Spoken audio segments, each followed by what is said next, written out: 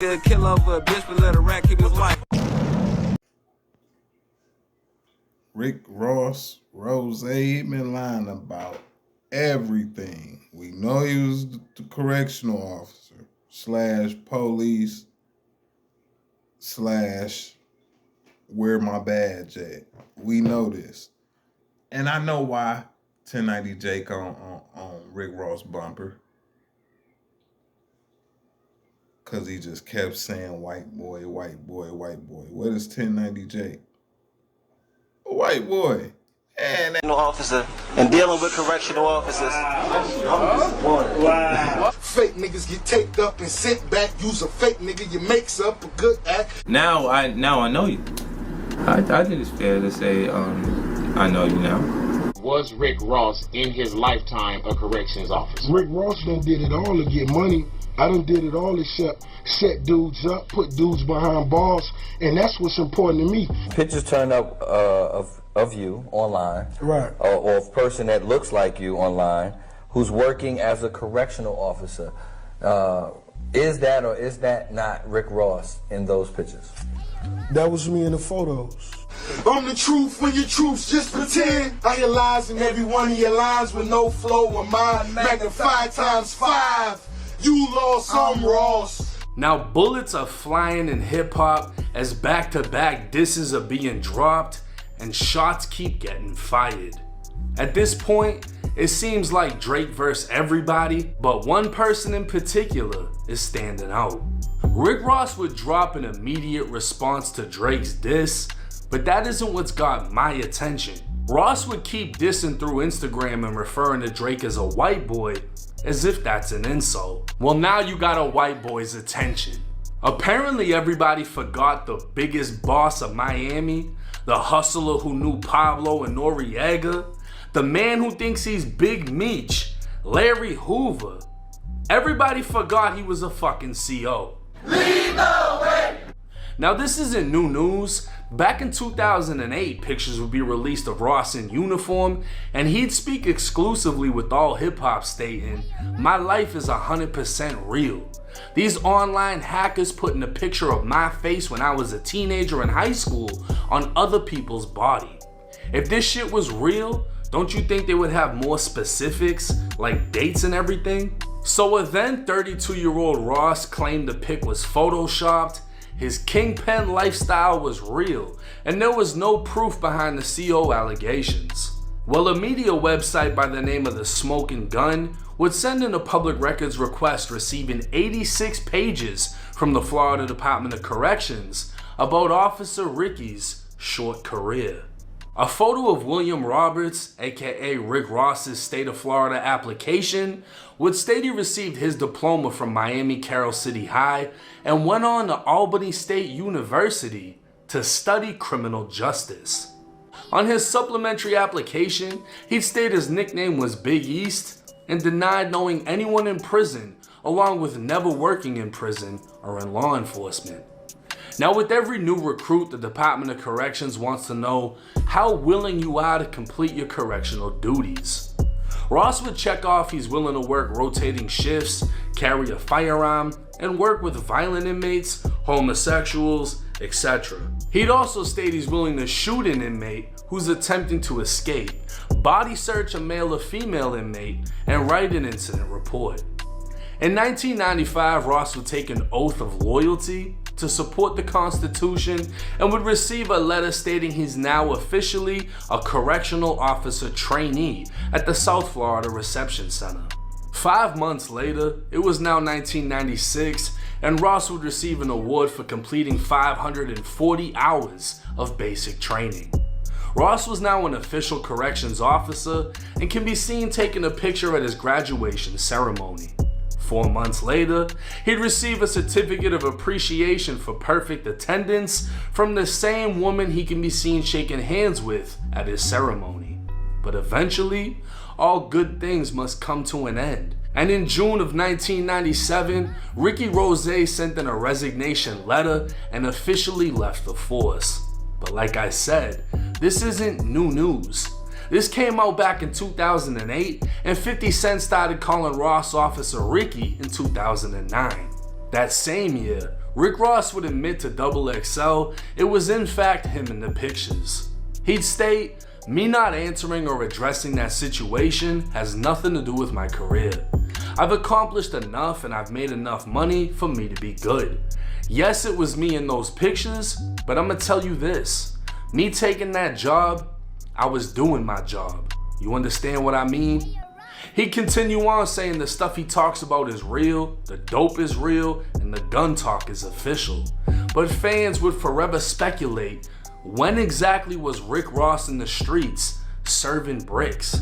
In an interview with the Full Send podcast, the alleged Kingpin was asked about his time as a corrections officer in Florida State Prison. Were you a correctional officer at one point? I was, yeah. So going all the way back, when was that? How long ago? Maybe when I was 20. 20 years old? Yeah. What kind of people were in there? You know, I didn't really get to make it to the prison.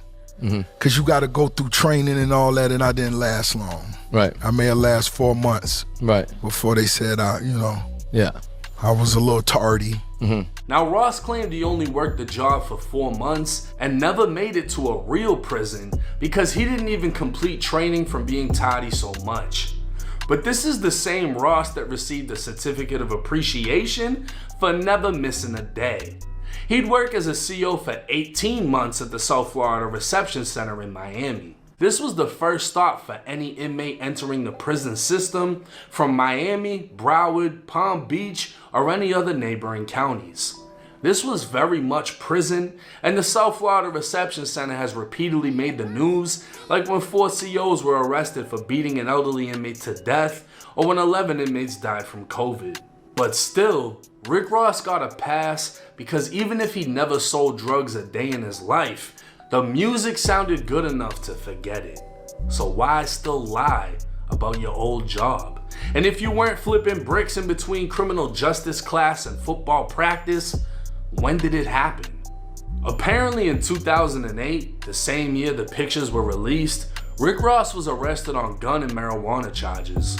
The investigation would be assigned to the Gang Unit Task Force, and transcripts would state the Gang Unit was given the case because Rick Ross claims affiliation with the Carol City Cartel. Now, Triple C's, according to Wikipedia, was a hip-hop group founded by Rick Ross in 2005. Named after the Carol City neighborhood of Miami, the group featured Rick Ross, Gunplay, Torch, and Young Breed. The transcripts would mention YouTube, and Ross didn't shy away from his cartel affiliation because it wasn't an actual cartel. The transcripts would also reveal this was actually Ross's first arrest as an adult at 32 years old. So technically speaking, you're not a criminal until you get caught, right? And Ross was never caught until after his career already blew up.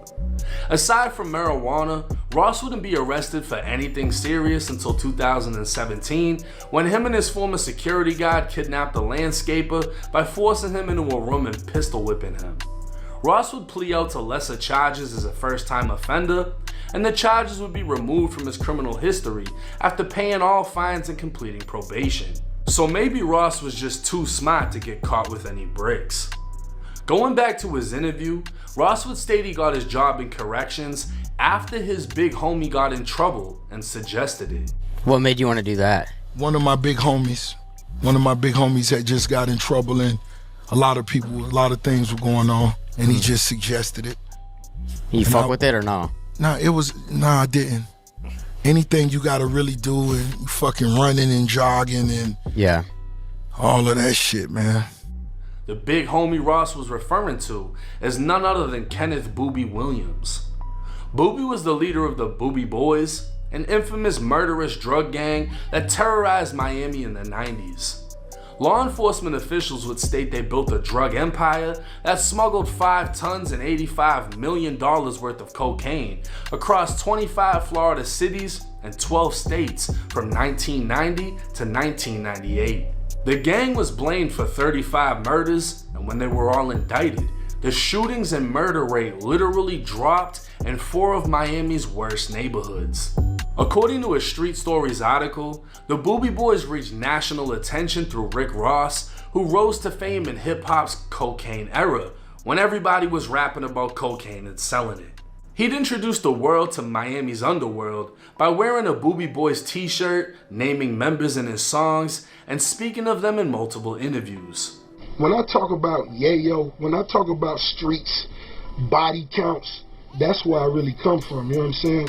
I came up in Carol City, the heart of Miami, and just so happened in my generation, we had a good friend of ours by the name of Kenneth Boobie Williams, who was featured on America's Most Wanted in 1999.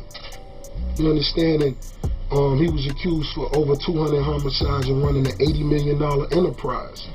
An anonymous person would speak with the Miami New Times back in 2008 over the correction officer controversy. He'd state, "Ross ain't no fake cat. He's always been savvy in my experiences crossing paths with him way back in the day." Ross ran with the Boobie Boys, who were among the top 5 gangsters down here in Miami in the mid-90s. When Boobie Boys leader Kenneth Boobie Williams got snatched by the feds, they also snatched several Miami-Dade police officers as well because they were on Boobie's payroll. Now Ross wasn't no kingpin himself, but close enough because he ran with some real hustlers that touched major work. Streetwise, Rick Ross's back is against the wall. He can't really elaborate on everything because Boobie is still dealing with the federal case right now on appeal. The streets know that when Ross was a CO, he was working for Boobie on a mission. Now this story would coincide with what Ross said on his Full Send interview, but we don't even know who said it because the person was anonymous and could have been Rick Ross himself or a member of his team. Reading between the lines, this dude was alleging Ross got a job as a CO to work for Boobie in prison, and Boobie was a notorious drug gang leader. But the timelines don't even add up.